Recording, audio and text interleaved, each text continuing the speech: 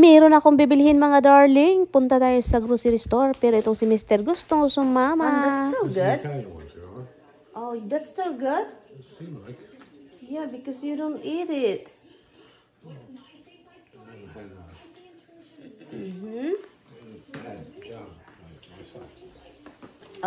Punta kami sa tindahan kasi po kailangan kong bumili ng gulay.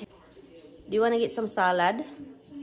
Wala akong choice dito mga loves kasi gusto talaga niya sumama. So kailangan nating pasamahin kasi parang katapusan na ng mundo kapag hindi siya makasama. Kailangan talaga niyang mamili mga loves kasi hindi talaga siya mahimutang sa kanyang kinabuhi kapag hindi mag-grocery. Your coffee dong. Ay, tugnaw man dong. Tugnaw, cold. Diba? Asan yung mga alaga ko? That's the bird feeder.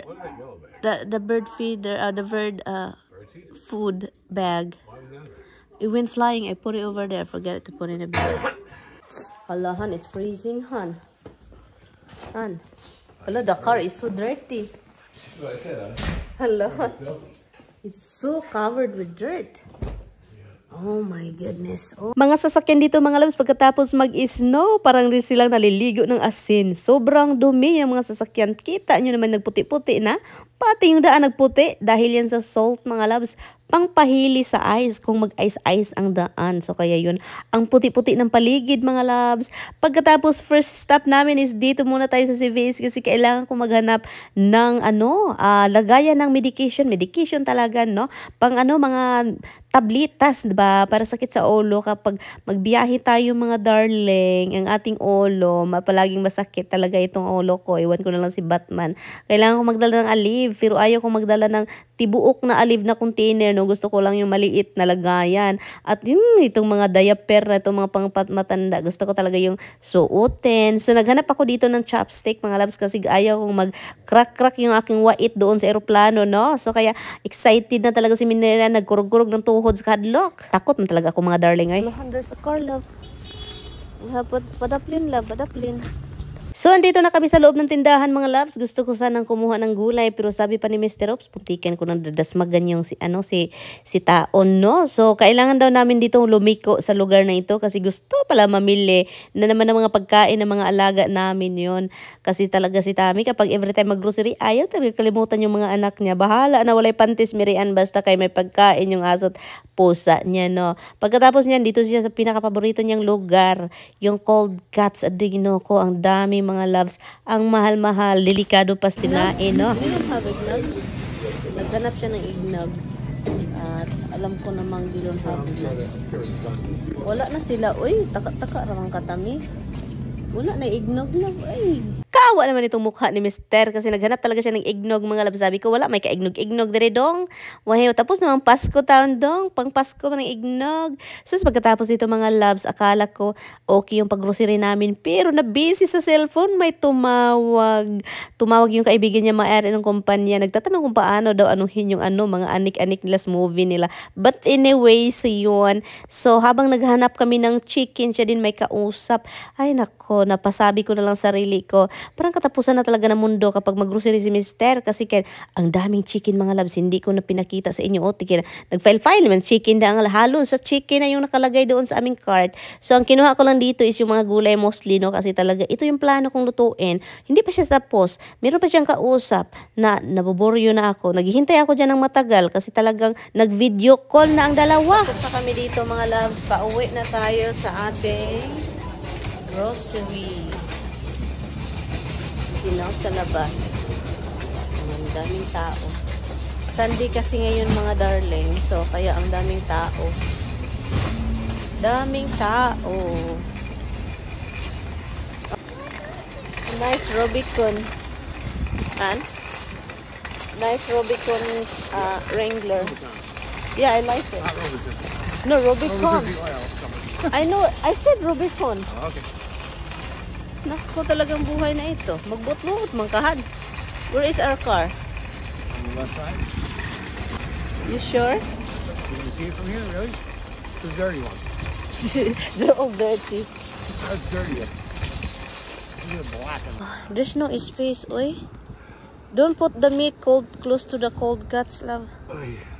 Okay, I will help you, be. Ay, grabe, ang dumi ng sasakyan ni Sir Tami. Daming isno, oh, damo. Ano to, dong?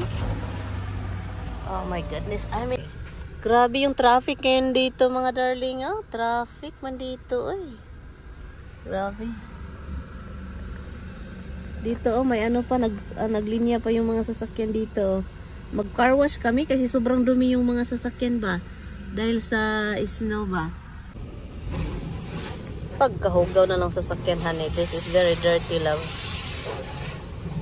Yeah, the other guy didn't do like this one. The guy on that side, he did shit.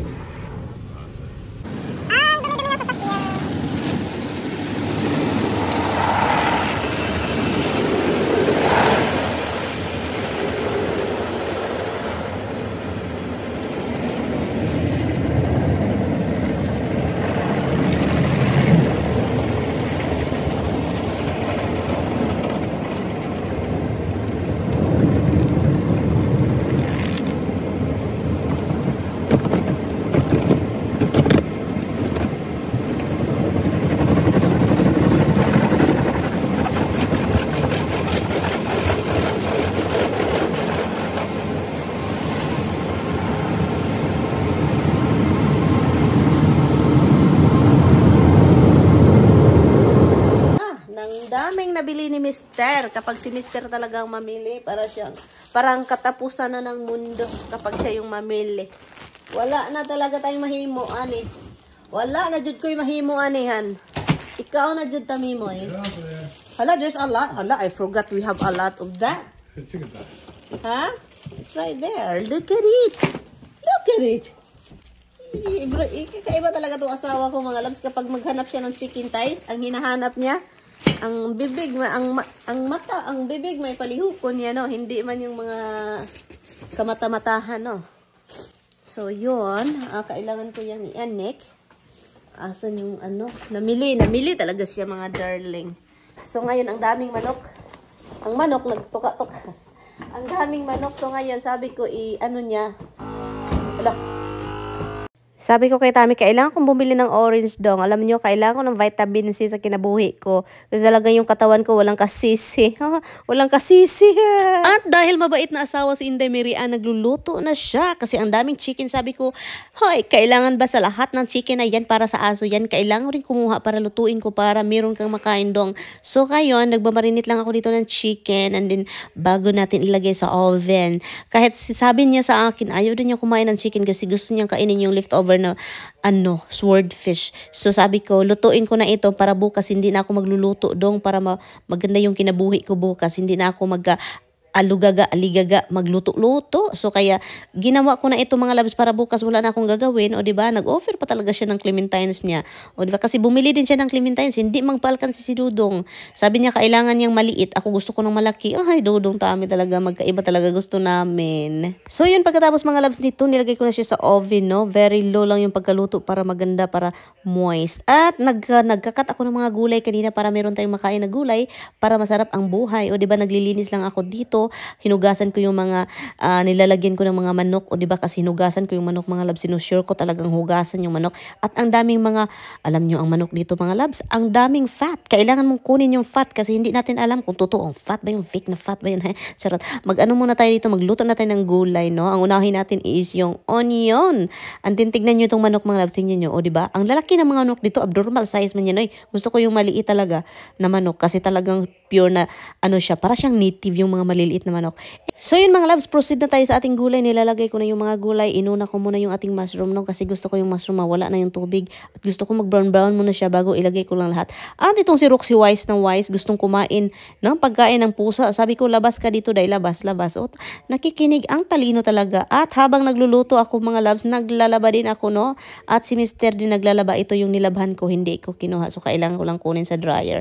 So ito na yung buong gulay. gulay na ano no ko, binili ko kanina, kinakat ko lang siya ng ganyan nakat, and then minimix ko lang siya. So mix gulay siya mga loves. Simple lang naman ito, i-fry lang, paminta, asin, oyster sauce lang, kaunting toyo, yun lang mga loves.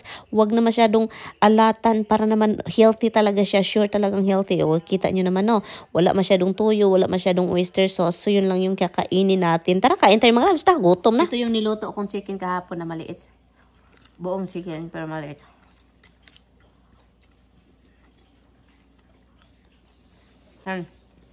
Rice and Yes, she's right here with me, Ann. I know. She's not coming to get the fish. Nagulay.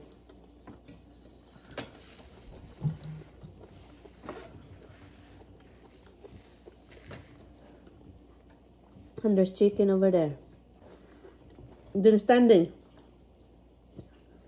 We called it cowgirl. Cow.